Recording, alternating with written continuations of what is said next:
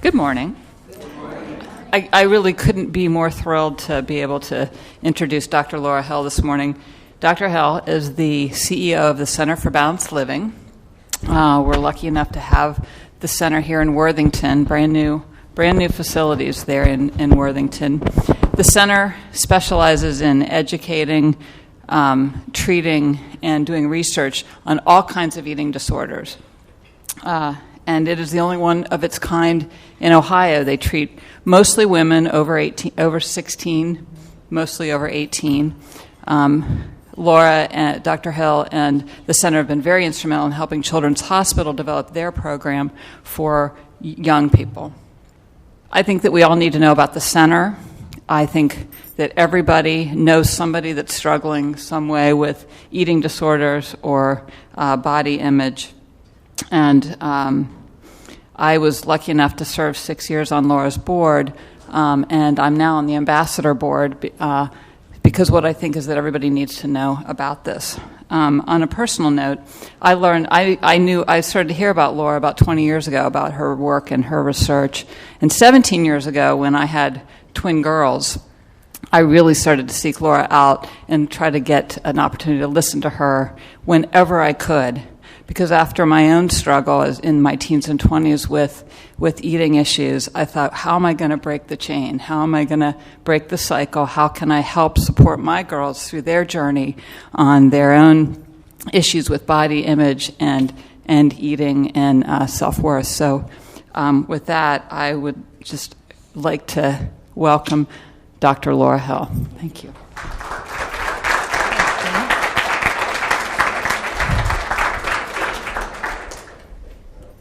It's a pleasure to be here, and I'm hoping that as we go through and start talking and I share information with you today, that you will have the opportunity to also ask questions so that we can interact, because to learn and to grow it can't be one way any more than spiritual growth can be just one way. We need to be able to interact and share together. So can you hear me all right? Let's clarify that. So it's coming through all right? If not, I'll just kind of talk like this and every once in a while. So we're going to move ahead, and what I'm going to do is talk to you about how we have begun to understand eating disorders. Now, I don't know a human being that doesn't experience disordered eating at times, and I think the National Binge Eating Day is coming up next week. So that unto itself, don't start diagnosing you into, oh my gosh, I have this illness. The issue is that we're beginning to understand this illness more than we have ever since it's been diagnosable back in 1980. And holy moly, I am so sorry. Does anybody else have phones? I will at this time say, would you please turn your phones off?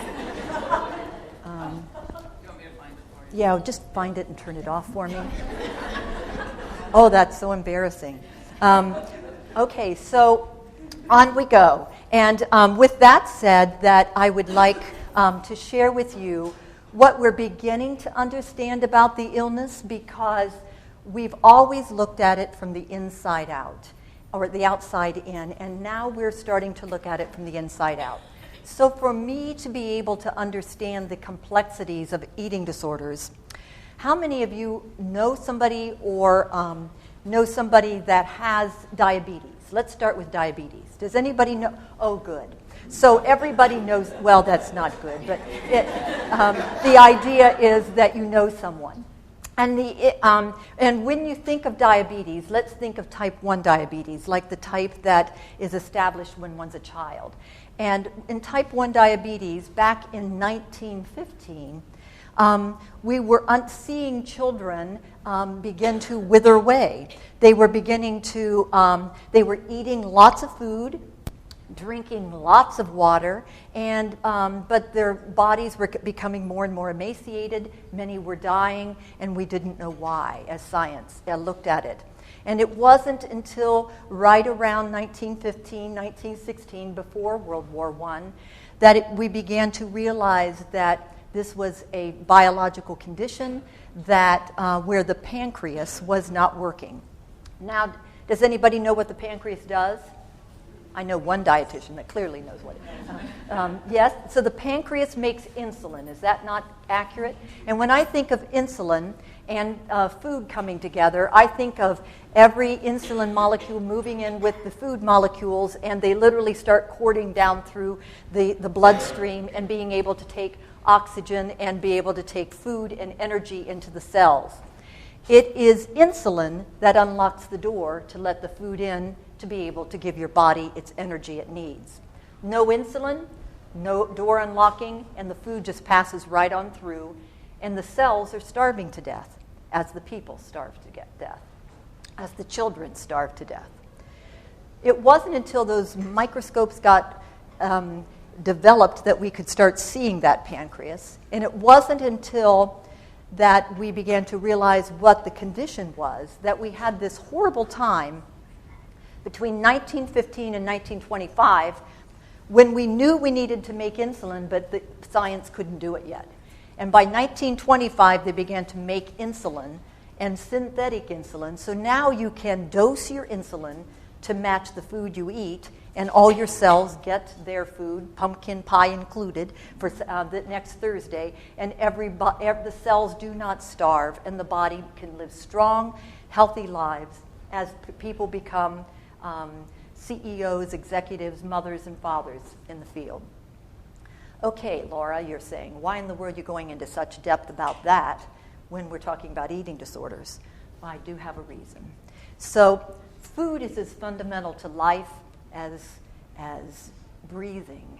And as we think about this, and we think about where what we deal with food, we socialize in our culture as much around food as we do in eating it. But the eating is the fundamental part. The socialization is the fun part. And we utilize food almost for every gathering, except I think it's very interesting there isn't food here in this one. Maybe it's out there. So, okay. But usually there's food in almost every gathering that we have. But some people, we are finding, cannot seem to eat food without having a reaction to it. Have you ever heard of peanut allergies and people not being able to eat anything peanut related? And that peanut allergy, just like diabetes, may be a mild form. Well, I can't eat peanuts, but I can have other things, or I can smell it. And then there may be extreme forms, and all those in between, where a person may have a range of an allergy to that or a reaction to that type of food. And we know then that's the same with diabetes. You may have a mild level. You may be able to correct it through your eating patterns. Or you may have a severe level and have to take insulin for everything to match what you eat. But when you think if your loved one had diabetes, how would you define the illness? As a biological, psychological, or social illness? How many would say biological? How many would say psychological? How many would say social? Now, we do know the do know the psychological and the social impacts it, but the biological, you are right, is the fundamental cause of the illness. Now, with eating disorders, let's think about how we've looked at it through the past. And as we've looked at it traditionally or generally, how many would say, I think of eating disorders as a psychological? You can do more than one. Psychological. Certainly, in my field we did. How many would say social? And all the diet pressures. How many would say biological? And all of you are right. And the way we've looked at it in the past is that we were seeing it from the outside in as a psychosocial illness that had biological sequelae. It would be the biological consequences after developing this illness and moving towards extreme dieting. Then maybe things would happen in your body, but that was as a consequence of the illness. Now we're starting to look at that differently. Now we're starting to look at that differently.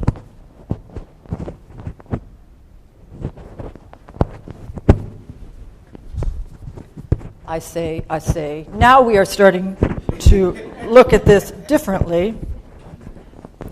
I am having trouble with this. Oh, here it goes. Okay. And so we've begun to look at this from the outside, and now we're starting to look at it from the inside. And part of it is because we had not had the microscopes and the equipment to be able to look at the illness to the degree and to the depth that it exists, which explains why this illness is the most complicated that I have seen in mental health, and one of the most, we know it's the most deadly of all mental health illnesses, more than bipolar, more than depression, more than any other illness, and that's true internationally, not just in our culture. It wasn't until we started developing MRIs. And now, if you're of my age level, it's, to me, an amazing thing that you can watch movies and you know if they were made in the 1990s because there weren't any cell phones in them. And now you can watch movies and almost date them based on how the cell phones are developing. We'd looked at the brain and we've looked at illnesses from the brain dimension, but the equipment was not good enough yet. And it wasn't really good enough until the early 2000s. And then have all of you, or do you all know what an MRI is? And many of you probably had an MRI to look at your soft tissue connection and what's going on. And the MRI follows the oxygen and see where the blood flow is going. When you do a brain MRI, it's the same thing. Now, in the last 10 years, we've advanced the MRI, which is really 3D. It's a 3D movie of what's going on in the soft tissue of your body. So you're looking at the MRI, and then we started developing functional fMRIs, functional magnetic resonance imagery. And that is to give you a task so I can see what's happening while you're doing the task, so I can see how well the body's handling it. So when we began to study, and the University of California, San Diego, and our center here in Columbus have partnered over the last 10 years on this research. And when Dr. Kay, the lead researcher at UC San Diego, started looking at that, he would put people who do not have an eating disorder into the fMRI, and let's say give you a milkshake.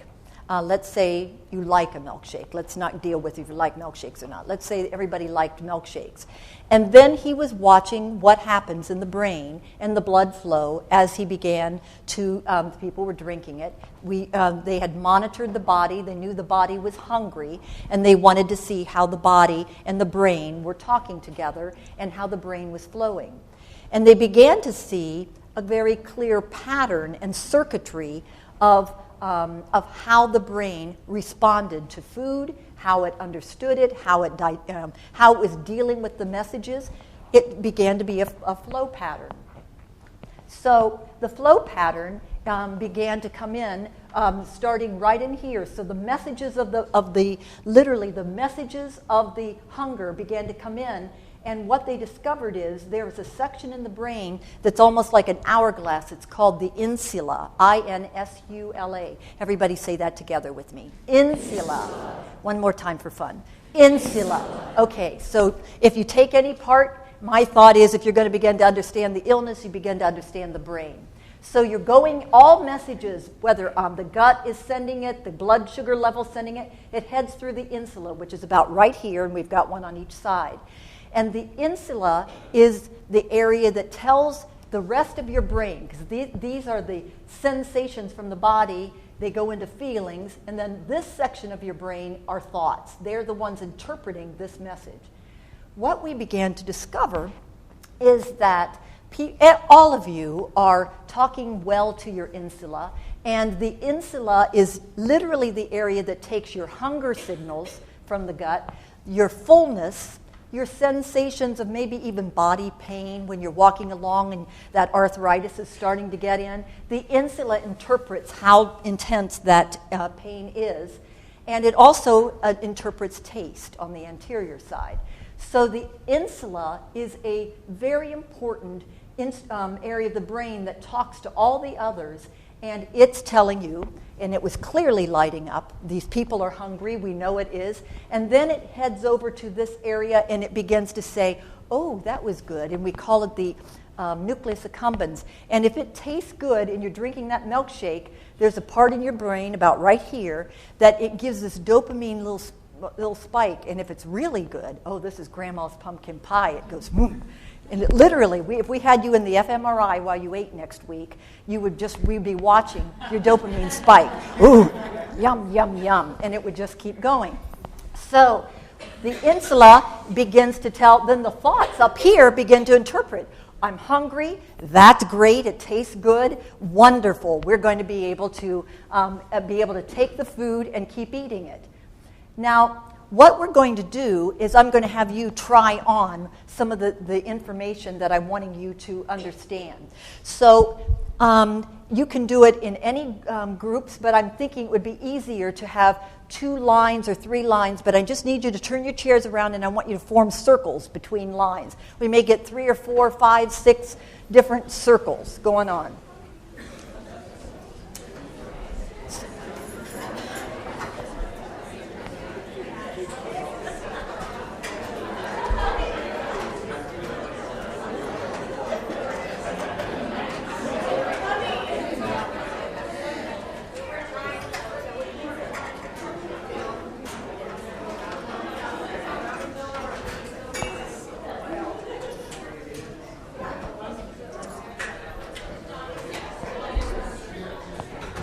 Okay.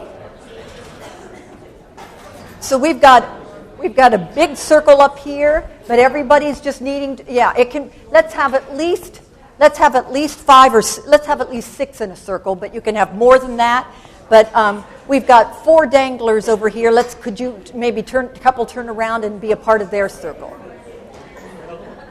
Now, my hope is that nobody has a germ phobia because I'm going to ask you to hold hands. Is that okay? Okay. So,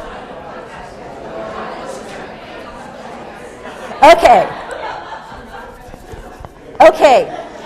Oh, this is great. Okay. So, everybody, I want each circle to choose somebody that's going to be it.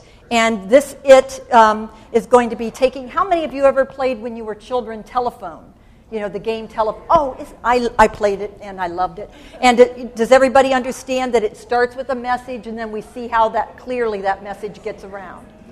Okay, so we are going to play telephone this morning, and I need each circle to choose the beginning person. So you guys decide who the beginning person's going to be, and then I'll communicate what to do.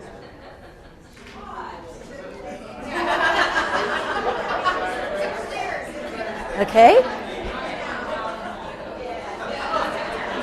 All right.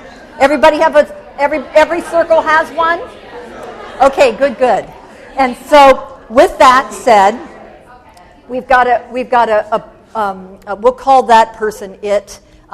It is in each circle. And so what I'm going to have you do is we're going to play 3 levels of telephone. And so the first level is only going to be sensation. It's not going to be a verbal message yet. It's going to be pure sensation. So what I'm going to do is ask it, when I say go, I'm going to have everybody shut their eyes, and I'm going to have it give a squeeze from the right hand and pass just one medium-sized squeeze. Don't break anybody's hand. And one medium squeeze and pass it around, and when you get it back, just say, got it, and then I'll know when the message has gotten around. Any questions on that? Okay, everybody close your eyes, please. Everybody close your eyes, because I don't want you to watch it. I want you to feel and sense it. Okay, it, go. One squeeze, pass it on. This is the 6th circuit. Got it?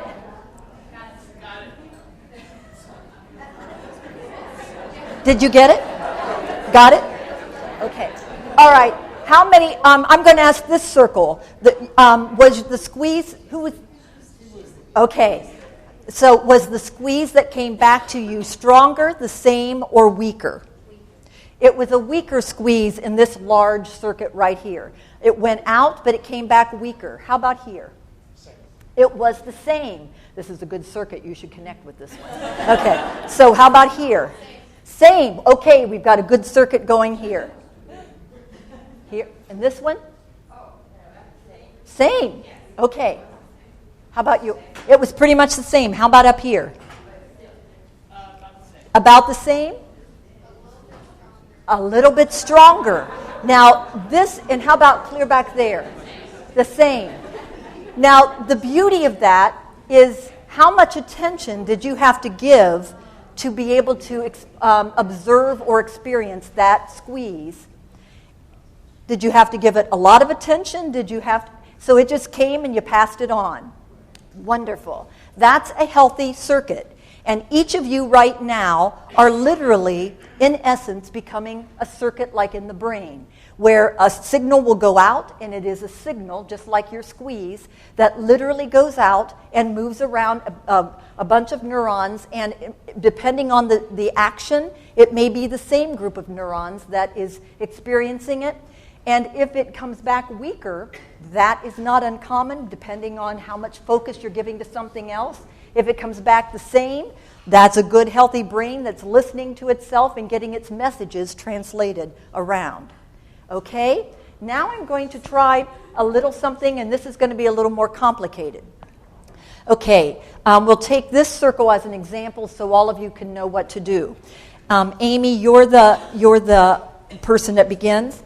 I want, let's say, whoever is it, let's put them at 6 o'clock if we're thinking of the circle. You're at 6 o'clock, and Amy's going to move around. I would like someone about at 3 o'clock. So, okay. So, yeah, somebody about 3 o'clock. So that would be about you as we're coming around the circle. I'd like somebody about 3 or 4 people along.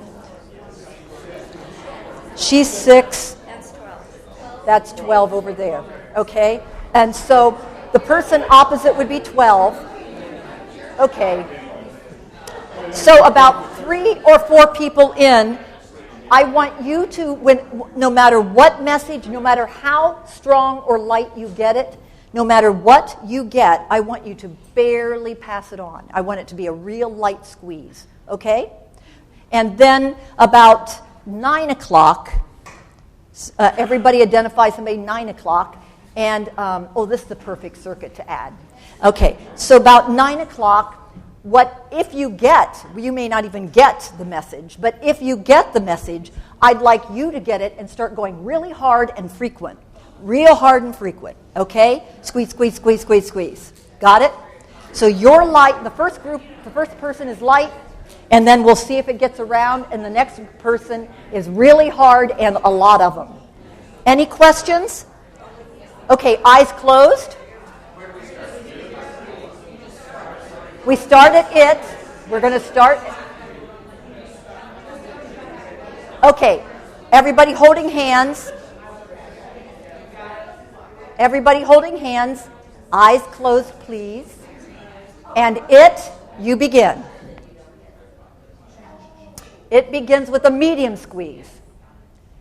When it gets around to 1, it's going to be a light squeeze. And then it's going to be a frequent.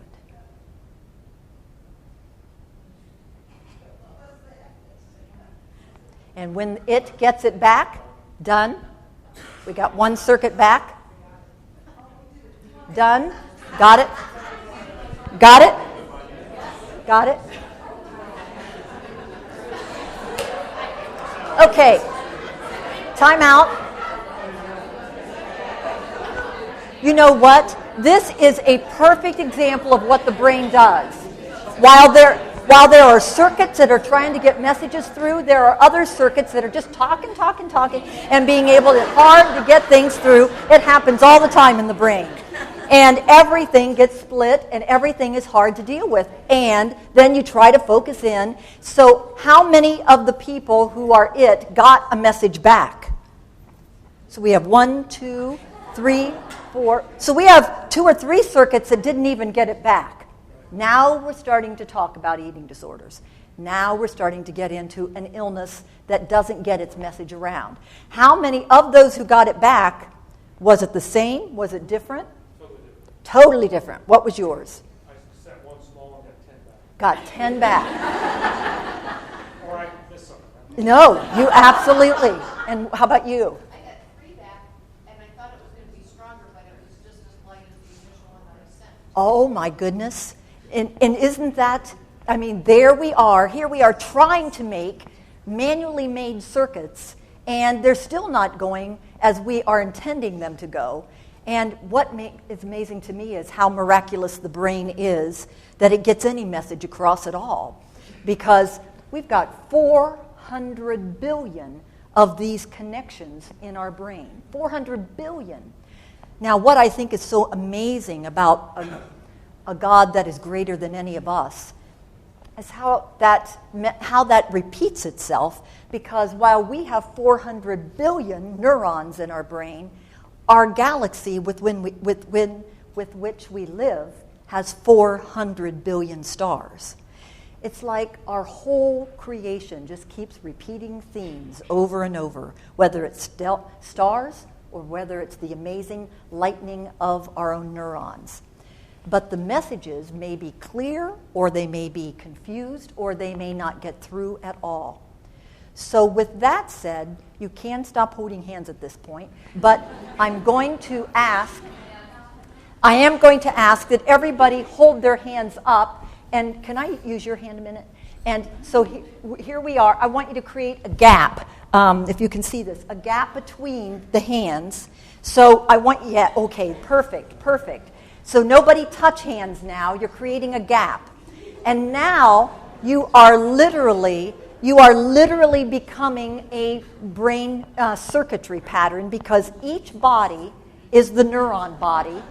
Each body is the neuron body, and we know the neuron sends a message out, its axon, we'll say that's your right hand, and then it goes through this little space, we call a synapse, and that's where the neurochemicals jump across, and then your fingers are like the receptors. It gets it, and then the arm that brings it in is your dendrite, and it heads to the next neuron, and on the message goes.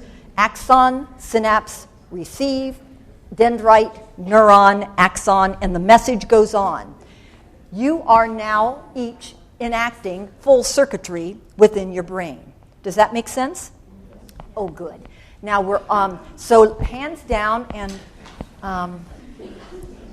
so let's go to the next. Stay where you are, though, because we're going to do. So here's the neuron. I mean, I think you guys look much better than these neurons. But the neuron body is here. This is the axon that is sending the message out. That's when you were doing the squeeze. And then there are little teeny gaps between them that are the synapse where the neurochemical jumps. And then they come in the dendrites, just like that one's coming in. Now, if this works right, and it isn't, maybe I did. Oh, man. Well,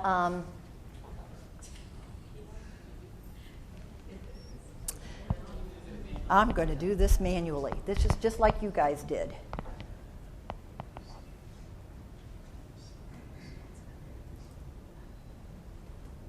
Okay. Well, you know what? Okay. So we're going to go back to, maybe we're not going to go, this is supposed to be electric. You're supposed to be able to see it. Oh, there you go. There's the neurochemical coming across, and that's the synapse that you experienced, and then sending that message on. Now, in eating and eating-related issues, two of the main neurochemicals are dopamine and serotonin. Do you know how they're made? They don't just happen in your brain. Do you know how they get produced? Through proteins that you eat. So if you're not eating your turkey, you're not going to make serotonin. And if you're not eating your turkey or your meats or your beans or drink your milk, you're not getting the protein throughout the day.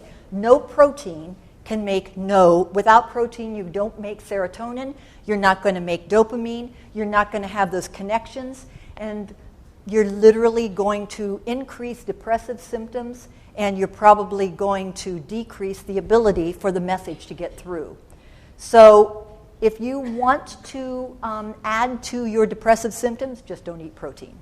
If you want to feel better, eat protein all through the day, because it's not a one-shot deal. It needs to keep producing all day long. So when I think of eating disorders, sometimes I have to go into nature and think, because I learn more from nature. It seems to be the most natural form of education to me. And this I see as a healthy woods.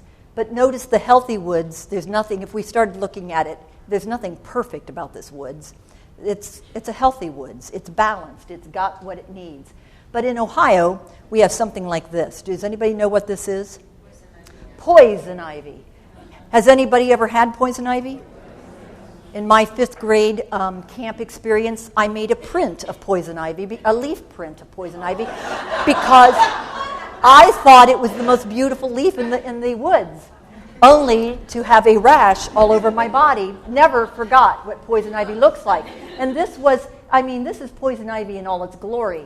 And literally just, it's so beautiful this time of year. But it has a horrible irritation to it if you're at all sensitive to it. And this is poison ivy when it's taking over the tree. And this is what happens to the tree if the poison ivy takes over too much.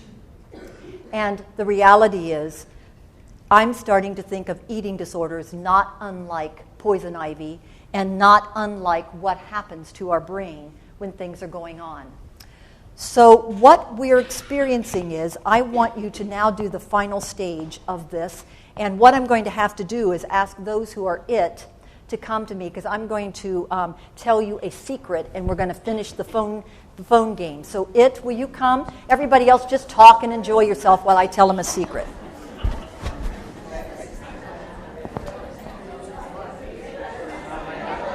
Okay.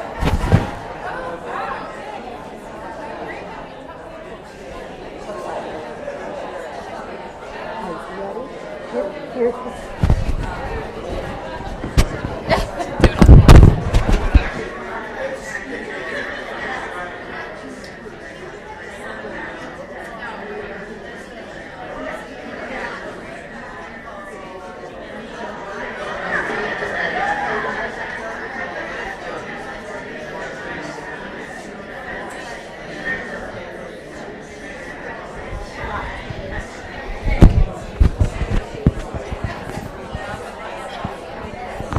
Okay.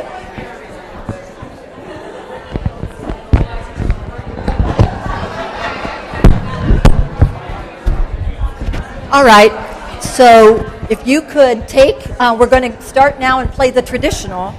We're going to play the traditional telephone. So the it has the message, and I'm going to ask it to then start sharing the message. You don't have to close your eyes this time. You can watch. However, do you remember where 9 o'clock is, the silent one, the one that was very, very quiet?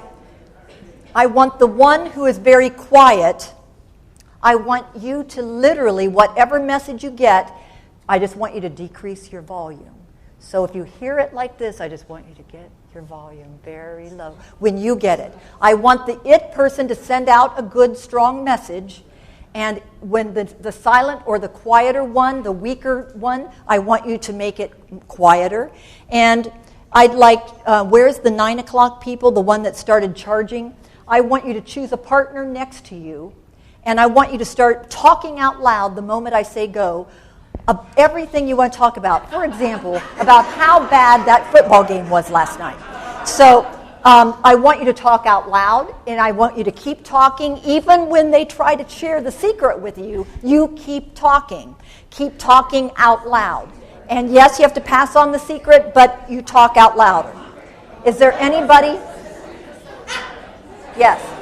Okay, time out, please. Time out, please. Just a minute. You got it. You got it. 3 o'clock is the quiet, and the 9 o'clock, we're now saying 2 people instead of just 1 are going to be talking. You can talk over each other. Don't even try to be nice. Just keep talking out loud about anything that's nice to talk about. Okay, go. Go.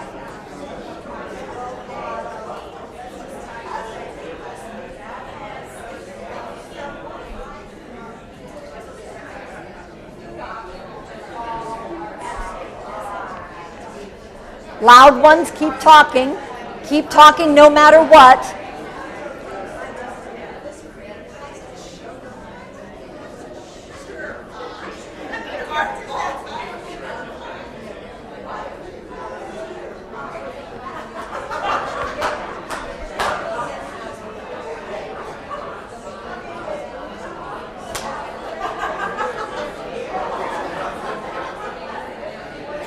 When you get it back, raise your hand. If you get a message back, raise your hand.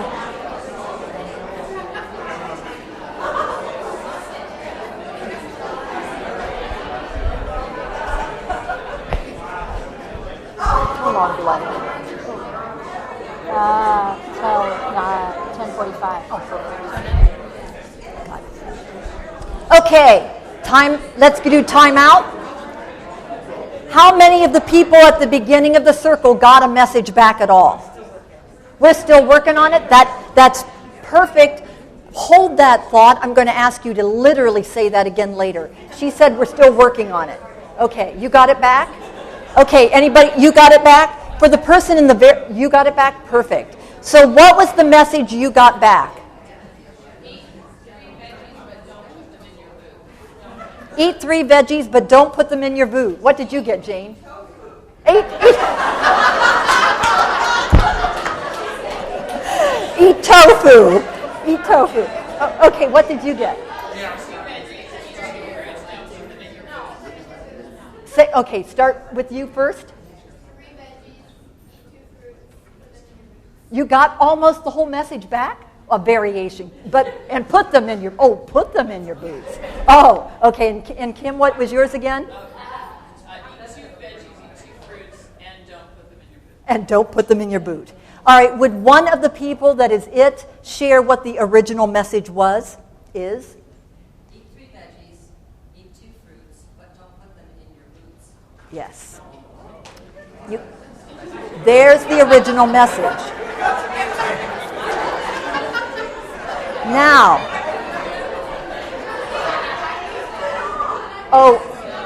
I'm loving this.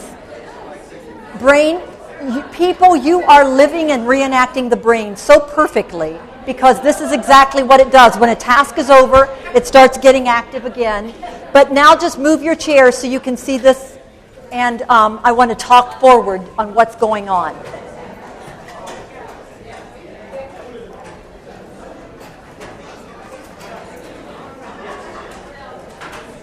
Okay.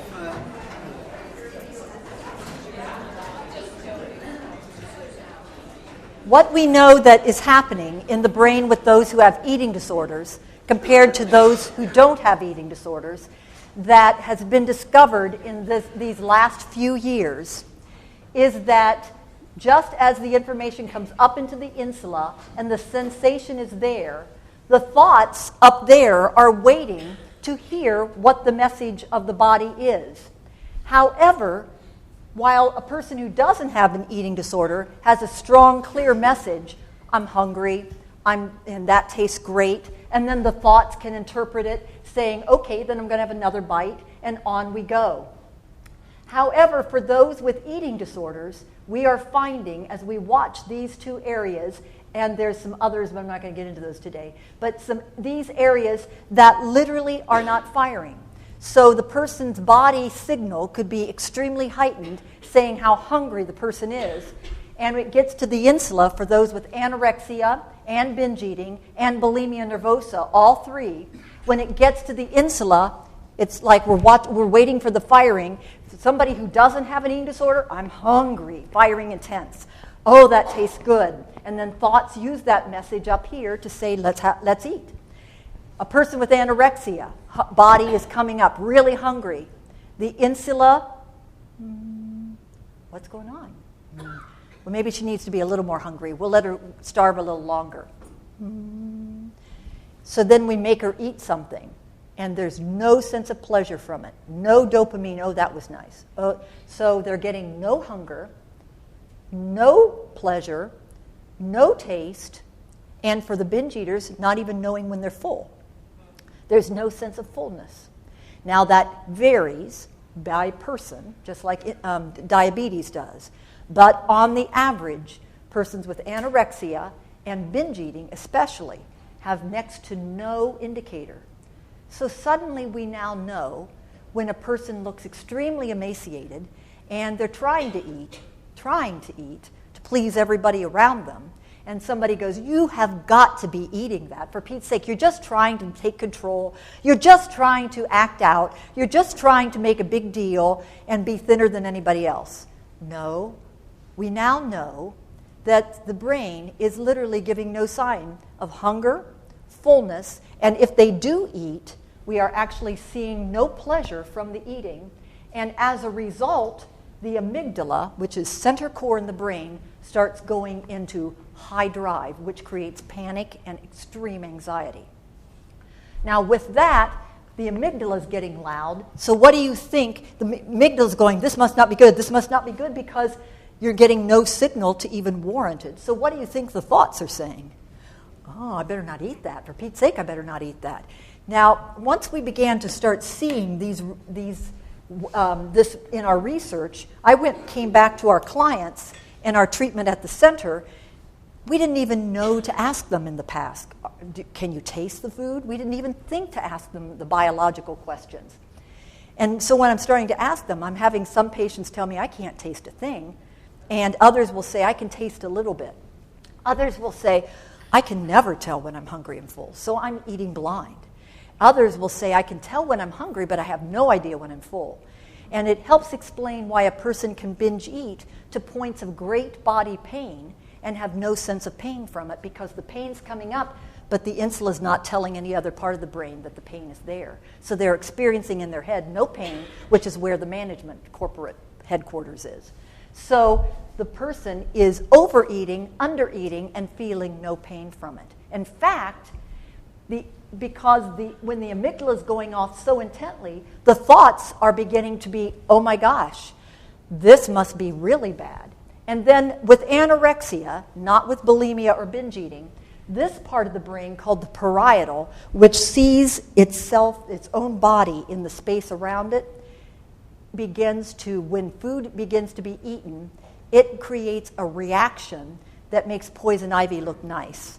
The reaction in the parietal is a reaction that, oh my gosh, I'm watching and experiencing my body being bigger and bigger, and it is not the same area of schizophrenia, but the response of how I see my body is more disturbed in anorexia than in any area of schizophrenia.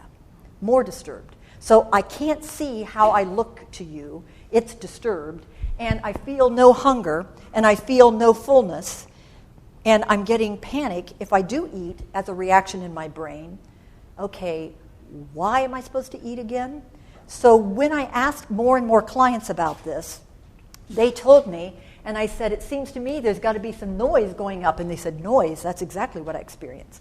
So I've got lots and lots of recordings of the noise the patients tell me they experience. It's not a schizophrenic noise. It is a noise in the dorsolateral prefrontal cortex that is trying to figure out what to do.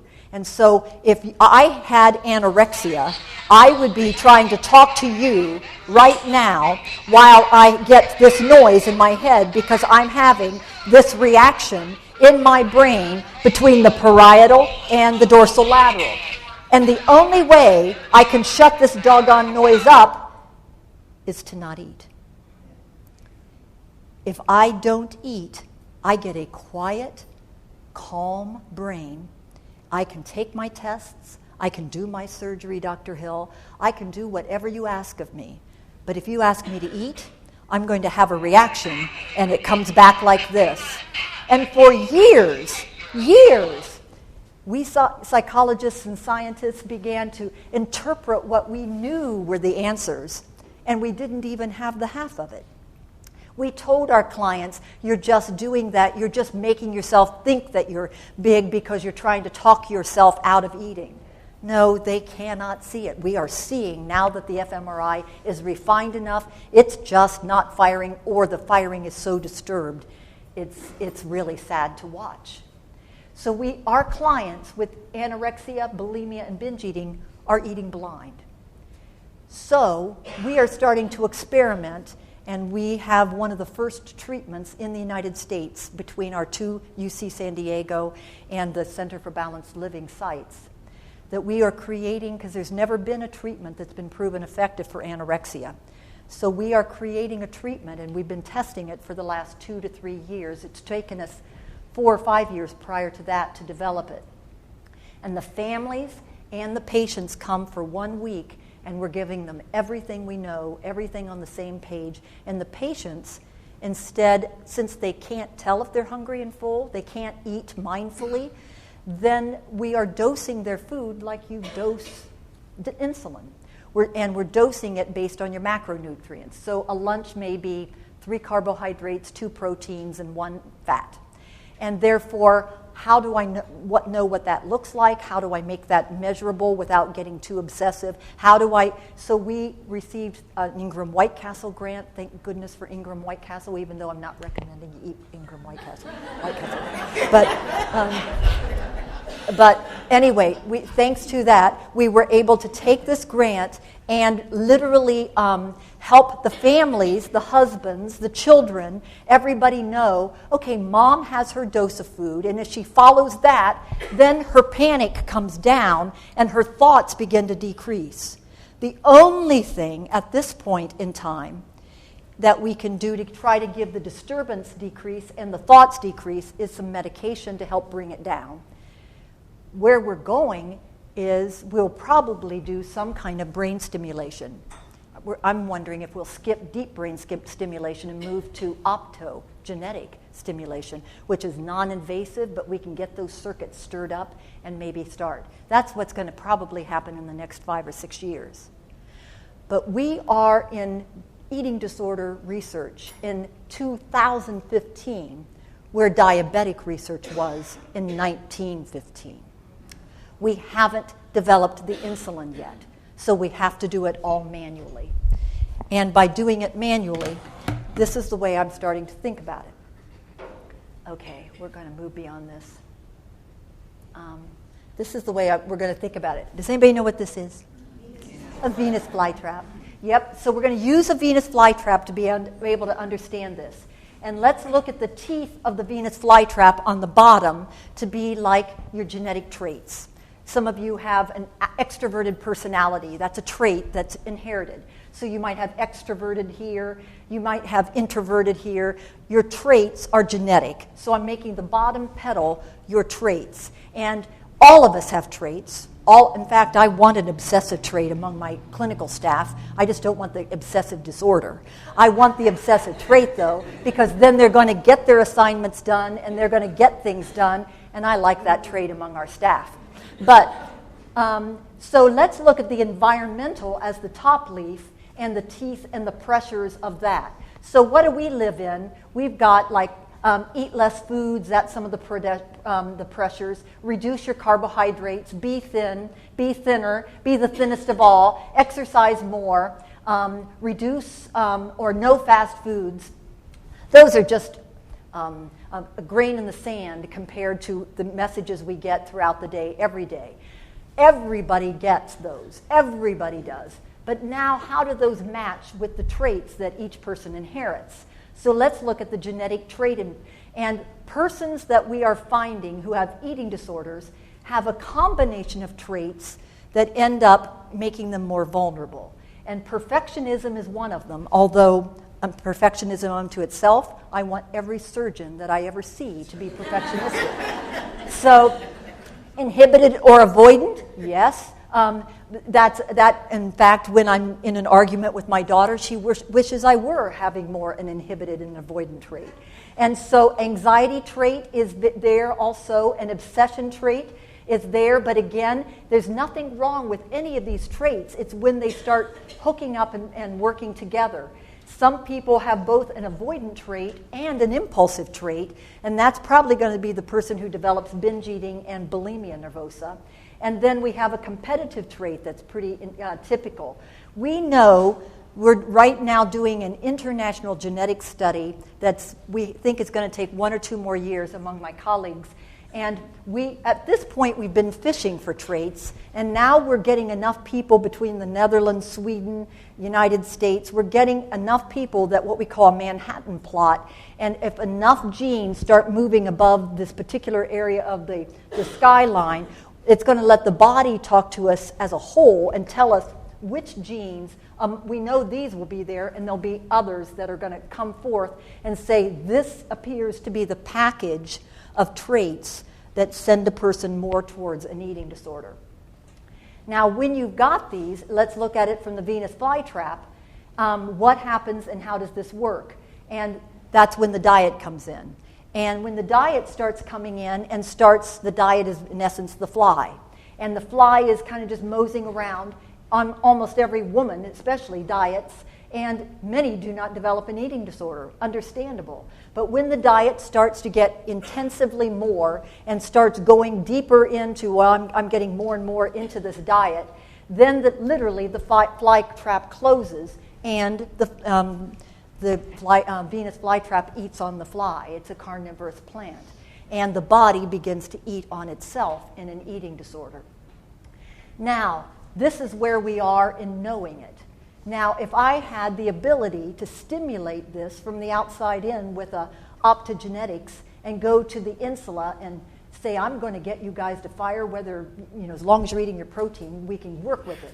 So if I did that, the fly trap might be able to fly open and the fly flies out. Are you working with me? But at this point, we're not that good. We haven't developed it yet. So we're providing medications to soften the inside to help the fly fight with us. And mom, dad, husband, children, and all of us as a clinical team are beginning to manually open this up so that we can literally fight to open it. And so what we're going to do is we're literally prescribing for each and every person, just like diabetes, their food menus so that they can apply them anywhere, but they know how much to be taking. And that's integrated in with the traits, and then we can say, okay, then your proteins, your support, the support has to be there, helping us pull away. We have to do it all together, and then use your competitive skill. Pull away better than anybody else. Let's do it. And then support, we need more support, and you may be avoidant, but let's get the medication in. And then we can't stop all the environmental messages, but we are literally trying to manually get this to be able to open up. Now, if you didn't have all these traits, then you wouldn't have those teeth, and you can see how the fly could back out. That's why so many people can get into a diet and get away from it, because they don't have all the teeth holding them in. Does that make sense? I'm so glad, because I just put a publication out on it, and it's going to be pretty bad if it's not making sense. So in doing so, we're approaching food as the medicine, and we are using these traits to try to make them so that they can work for the person and not against them, while we have to actively manage being able to hold this open until we can develop our equivalent to insulin. So when we're looking at it now, we're developing very, very concrete ways of working with families and patients. And in this 1-week treatment, that's where we're literally bringing everybody, the whole treatment team and the whole family, or if you don't have family, it may be a close friend and support. At least one person is with them for that week of treatment, and we're all learning the manual tools that I've been working with our staff to develop in response to this. We've been testing them out, and we have manual tools to try to keep that fly trap opened.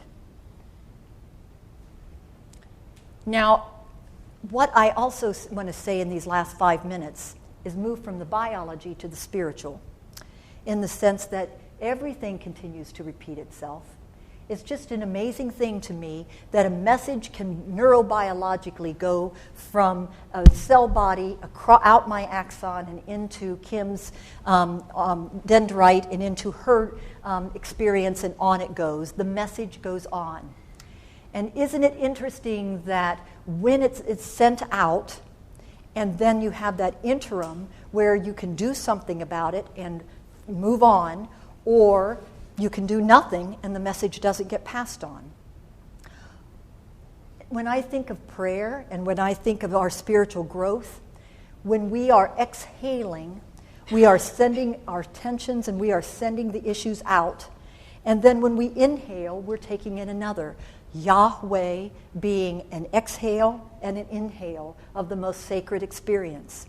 And so when we pray, it doesn't have to be just in a performance or one person praying. It is everything that you are doing. And as you send your kindness out, like when I think of Queen, I experience, when I'm around a person like Queen, I experience her kindness coming to me. I experience it, and then I can pass it on, or I can let it stay, or I can let it go nowhere. But how are you passing on your spiritual goodness and love and kindness, as well as your own neuro messages each day? So I would like to just take a moment for you to quietly, for a minute, think about the person that's next to you, even if you don't know their name. And I'm just going to ask you to quietly breathe in, thank you for this person next to me, and breathe out, how can I share my kindness or whatever it is I want to share to someone else when I get up from here today. And just let yourself take in and breathe out what comes to you.